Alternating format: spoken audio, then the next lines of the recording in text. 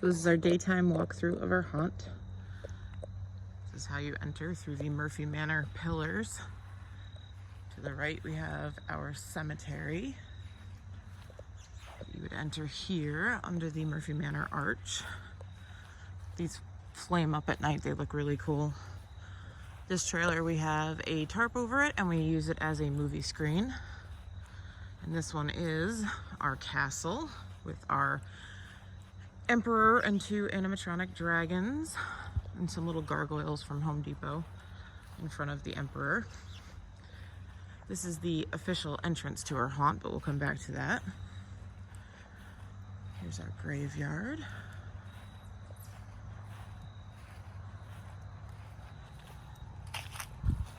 This is our mausoleum row, which we used to cap off our party tent.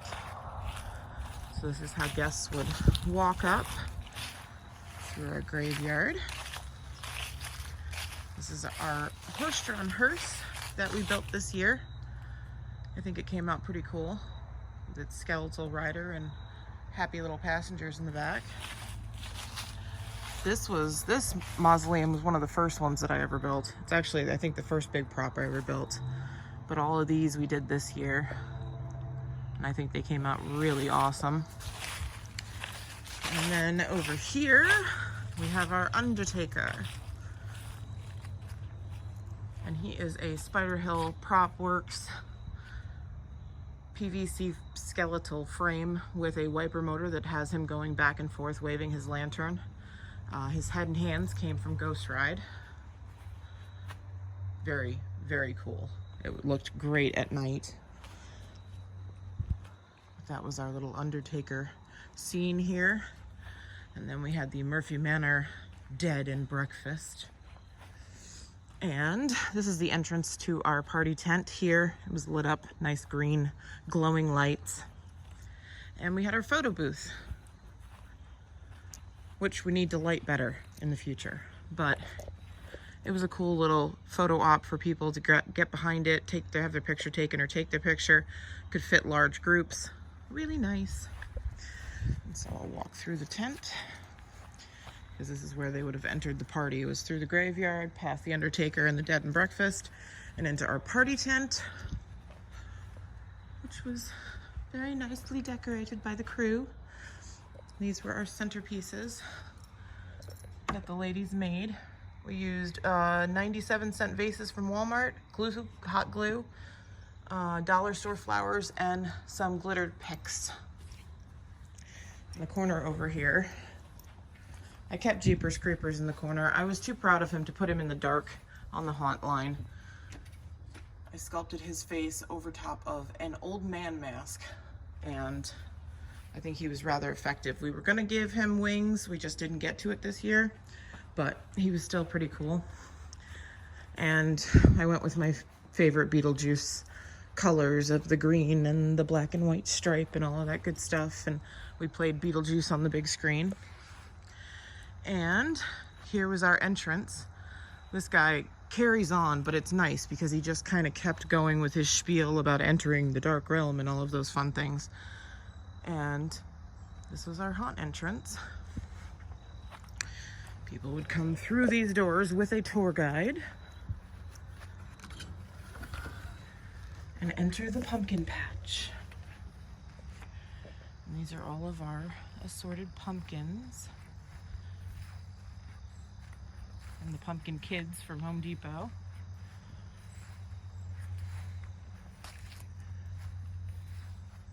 And these are the ones that we, quite a few of them we custom carved and sculpted and did all kinds of fun stuff too. That guy with the teeth is one of my favorite. The pumpkin patch sign was hanging from the Inferno skeleton's hand, but it fell off at some place, but it looks pretty cute there. And there's that. That's our total pumpkin display here with the big guy.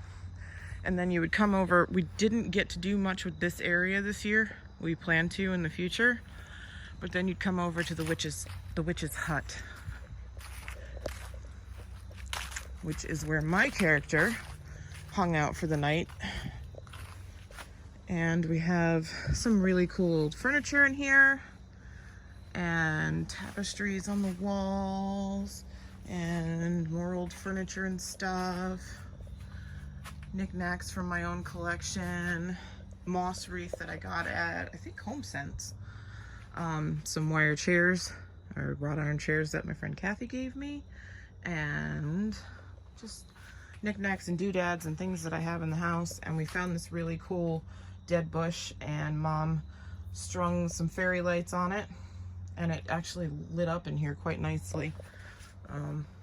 Another little part of the witch hut. And then you entered the exit to the witch hut, which is where we had the bones pile that we did 2 years ago.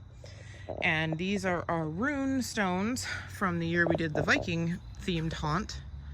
And we have a black light there, and they lit up magnificently. We did plan on having a vortex laser in here and a fog machine, but we ran very short on power. We did not have enough extension cords. I greatly underestimated the number of extension cords and leads that I would need to run. So we decided to do it with strobe lights. Lots and lots of battery strobe lights. And so then here we'd come down the trail, and we have little Sam over here. He's a static prop, just a Sam costume on a mannequin. And then we had Camp Crystal Lake with put a couple of strobe lights in the little camp pup tent. And of course we have Jason Voorhees standing ominously under the tree. He had a nice little uplight to him. And then this long stretch here, you can just see at the end that chair there and the lamp. And what we had down there was we had a Mike Myers sitting in the chair, flicking the lamp on and off. And when they would get about halfway down here, like to about, I think it was here, he would flick the light off, hide behind the chair, and flick the light back on, and you'd go, oh God, where did he go? And then another one would come out behind you. So we had 2 Mike Myers for this gag, and it worked really well. They got quite a few people, which was really cool.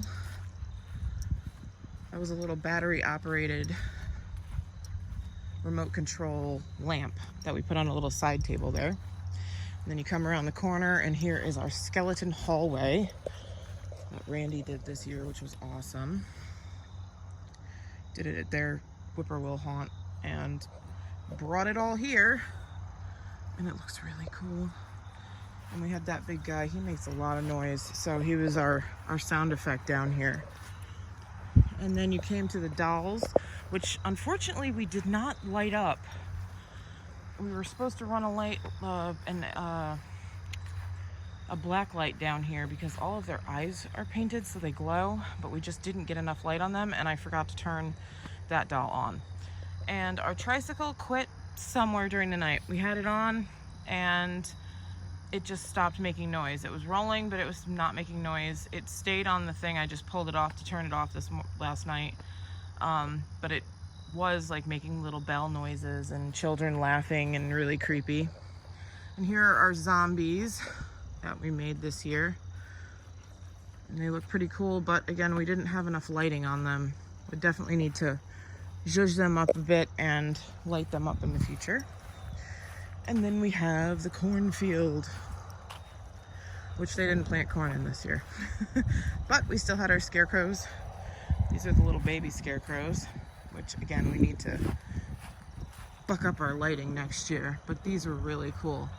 Mom made that one. That one is the, I don't know, we call him the slapping scarecrow because he just reaches out and like slaps people if they're too close. But these are the heads that we did this year.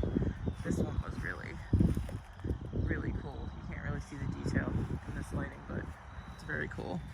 And then they would come back this way, heading towards the swamp.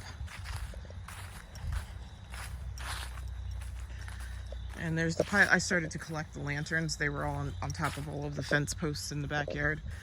And I started to collect them, and then I ran out of steam and just set them down there last night. These are our hanging lanterns in the trees, which came out super cool. Sal did an awesome job with these. They were super spooky with their creepy cloth hanging off of them, and they were hung nice and high in the trees, and people walked through them. And we had our man-eating plant and our reaper and our hag, and then we had our Hands hallway, which we've had almost every year in some form or another. You walk your way through the vines and the moss and the ripped up stuff, and oh, I forgot to turn that one off. And this is how we lit it. We had all these lanterns in here. And you came out the other side, and we had the boat from Home Depot this year, which was super, super cool. And we used a lot of silt fence just to kind of keep the flow of traffic going the direction we wanted. More lanterns. And then, this is coming up on our exit here. We had our happy little aliens. This was more for the kids. But this was our little alien landing. And our purple spider alien guy. This section of the haunt we used a generator to power because it was so far from the house. And then we have our final exit here, which is the spider. The spider tunnel. And the gargantuan spider, which we had to prop up because there was a lot of problems people were having with these guys falling apart, and they just needed more support than the manufacturer seemed to give them. So we had to prop him up on blocks, but you really didn't see the blocks at night. We had an uplight underneath him, and you really just saw the feet, face, and the legs. And yeah, that's it. Then they would return this way to the party tent. So that's our daytime walkthrough of our haunt.